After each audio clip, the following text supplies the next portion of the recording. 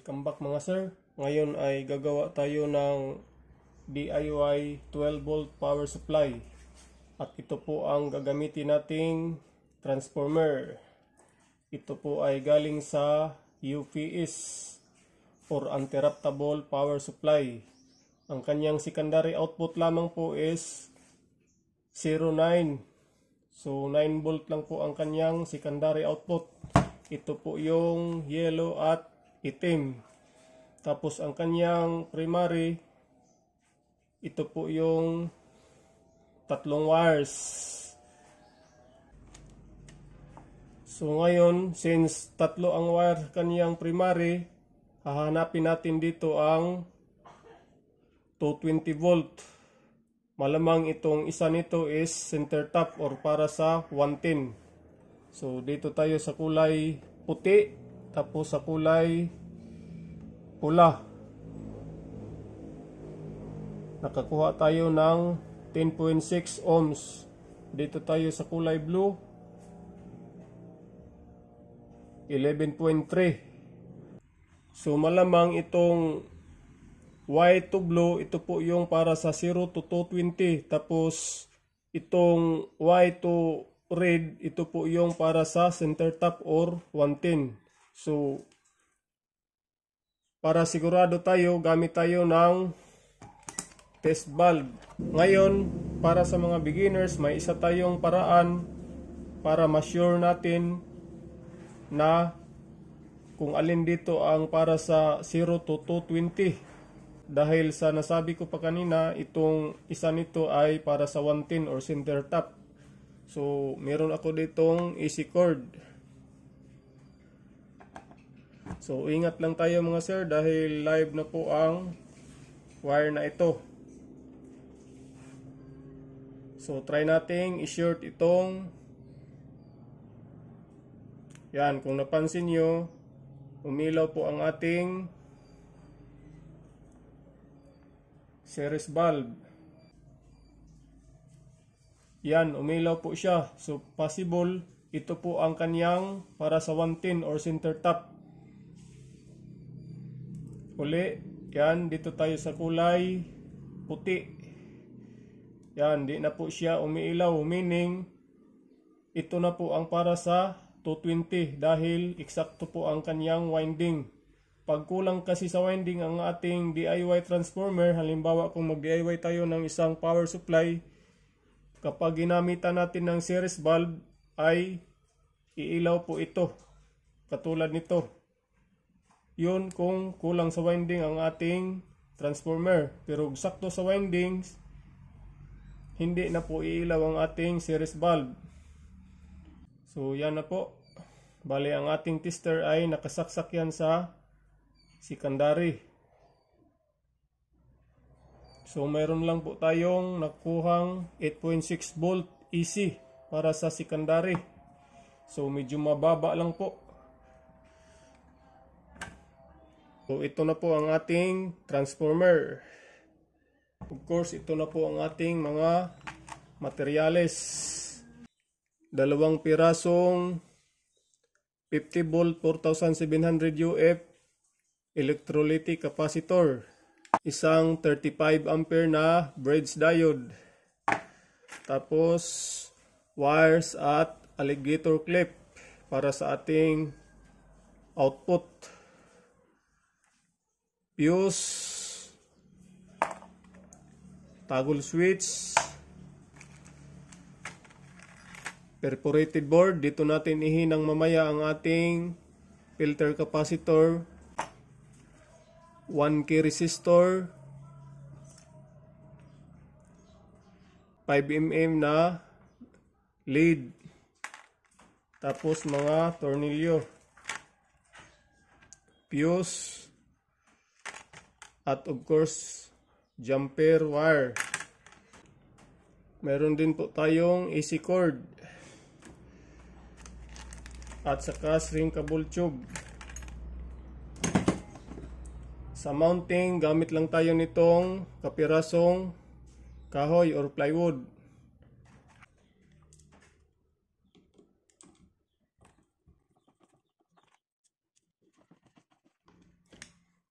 Dito muna tayo ngayon sa bridge diode mga sir. Since meron po siyang 4 na paa, ang 2 paa po nito para sa AC at ang ibang 2 paa po niya para sa DC output or positive at negative na po. Nag-i-indicate na po siya ng polarity since matapos na niyang ma-rectify ang AC. So ang labas niyan is DC na. So dito sa ating marka, mayroon po ditong positive sign. Dito naman ay AC. So ibig sabihin, itong terminal na ito na tapat sa positive sign, ito po yung positive. Ang opposite po niyan, ito po yung sa negative. DC na po ito, DC. Positive, negative. At dito naman ang AC. Itong 2 to.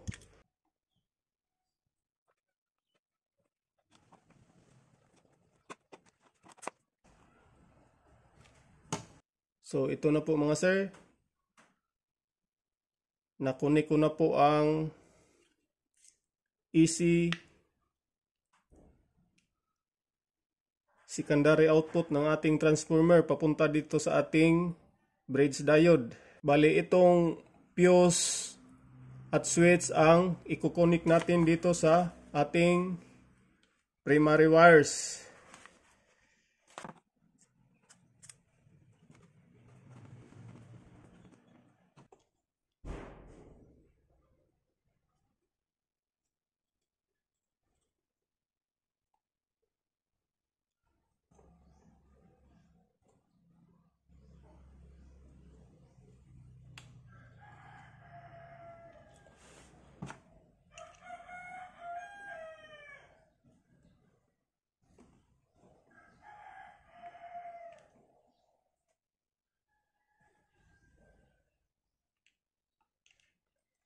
Dito sa ating diagram, mula dito sa fuse, punta naman siya dito sa switch.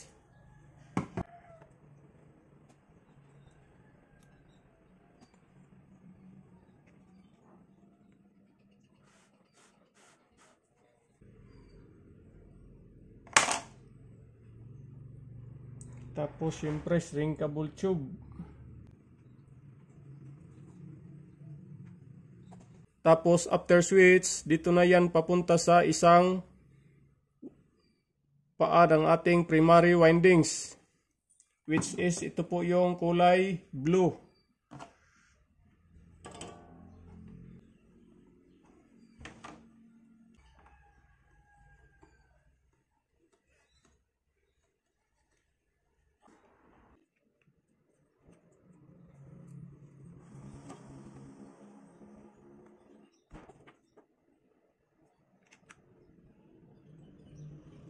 So kailangan naman sir, bawat tappings natin dito or connection, maglagay tayo ng shrinkable tube, or kung wala tayong shrinkable tube, at least electrical tape. Dahil importante po dito ang insulation sapagkat ito ay primary side, meaning 220 po ang dumadaloy na voltahe dito. So napaka-importante na meron tayong insulation para sa safety. Since tapos na tayo dito, from isang line ng ating AC cord, daan sa fuse, daan sa switch, tapos punta dito sa isang wire ng ating primary. Ngayon, itong isang wire ng ating primary ay papunta na ngayon yan sa ating AC cord. So, bali itong kulay pula, tabi lang natin to dahil hindi po natin to kailangan.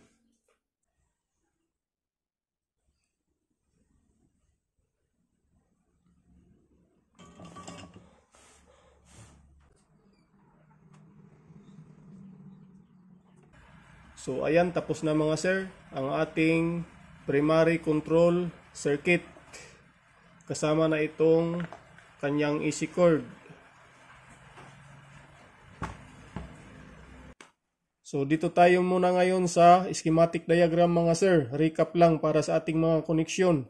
Mula sa AC cord, daan sa fuse, daan ulit sa switch, tapos dito na sa primary side ng ating transformer. Tapos pabalik na dito to complete the primary control circuit. So ito na po yon ang circuit na to. So itong ating multitester, nakasit po siya sa 10 volt.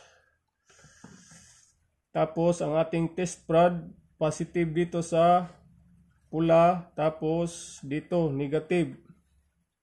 So switch on natin. Yan, nakakuha tayo ng 7 volt. So medyo mababa lang ang ating secondary output, pero di bali na. Mamaya, pag maglagyan na natin to ng filter capacitor, ay tataas ito ng bahagya. At least umabot ito ng 10 volts or 11 volts.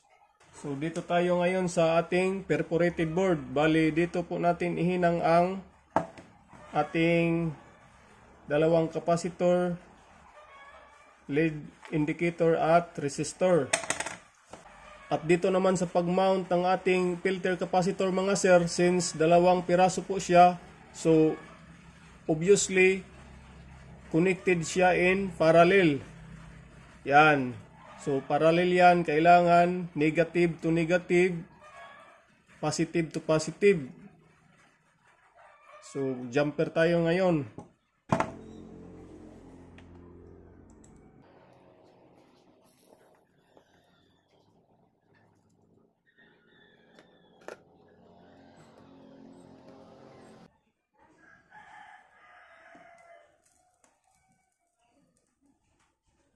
So ito na po mga sir, na i-mount ko na ang 1K resistor at 5mm lead indicator. Ito po yung sa diagram. Bali ito po yung dalawang capacitor na pinarallel natin. Yan. So ito po yung ating lead indicator na kulay green. Tapos may nakaseries po siya na 1K resistor. Itong 1K resistor mga sir, ang trabaho po nito is maglilimit ng voltahe papunta dito sa ating lead indicator para hindi po siya masusunog dahil ang lead na ito is 1.5 volt lang po. Tapos ito namang ating alligator clip para sa ating positive at negative output.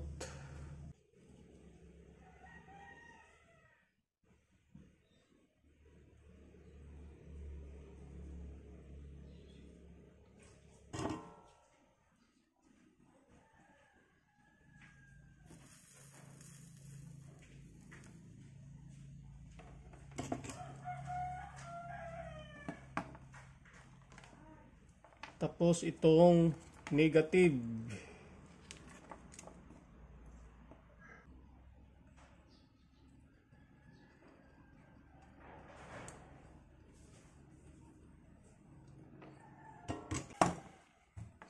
So yan, tapos na mga sir. Positive and negative. Yan, kailangan double check palagi mga sir para iwas problema.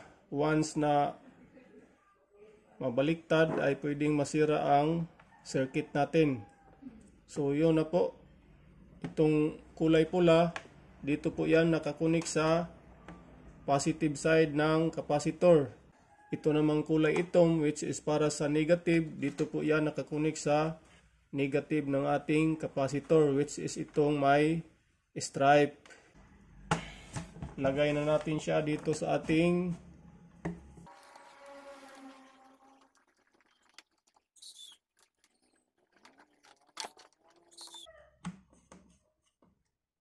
at itong ating kulay pula na wire, mula yan dito sa ating positive side sa capacitor. Papunta yan dito sa positive side din ng bridge diode.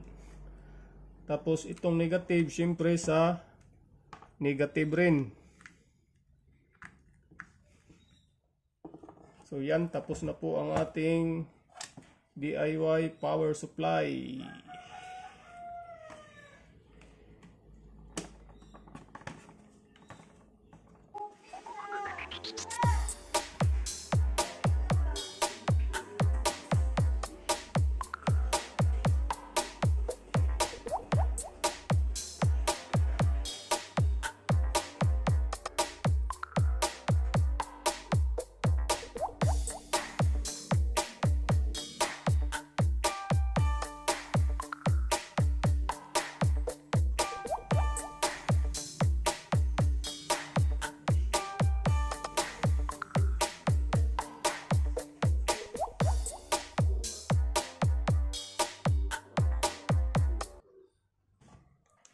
At ito na po mga sir. So, testing. Saksak.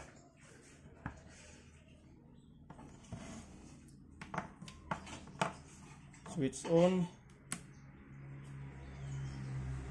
So, yan. Umailaw na po ang ating lead indicator.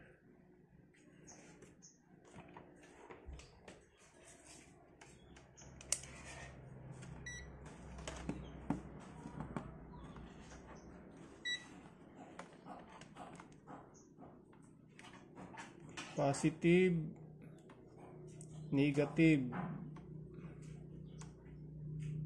So yan, meron tayong nakuhang 10.9 volt DC. Medyo mababa lang po, hindi umabot ng expected 12 volt. Welcome back mga sir. Since tapos na ang ating power supply, ilo-load test na natin ngayon to. So ito po ang ilo-load test natin. Ito po ay isang 755 DC motor which is 12 volt. Ito po ang kanyang positive at dito po ang negative. Switch on natin. Negative, positive.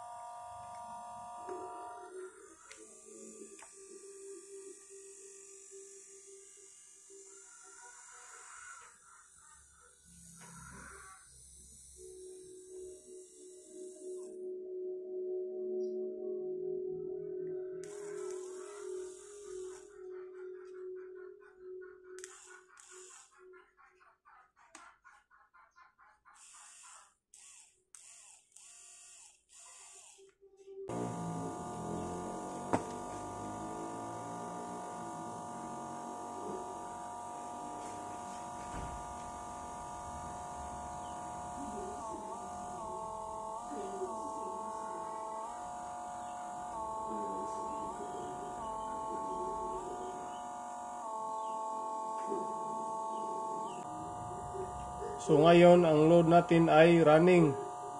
Ating voltahe is nasa 10.1 volt DC. So idagdag natin to sa ating load ang 12 volt 12 watts na LED bulb. Yan.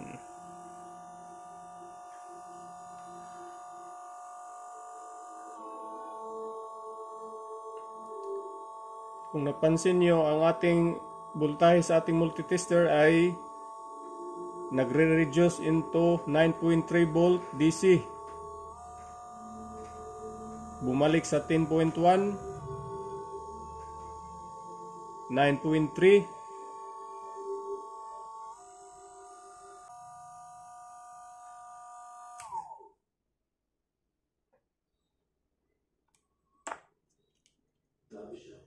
At ito na po mga sir ang schematic diagram sa ating DIY 6 ampere 12 volt power supply. At ang mga parts list na rin.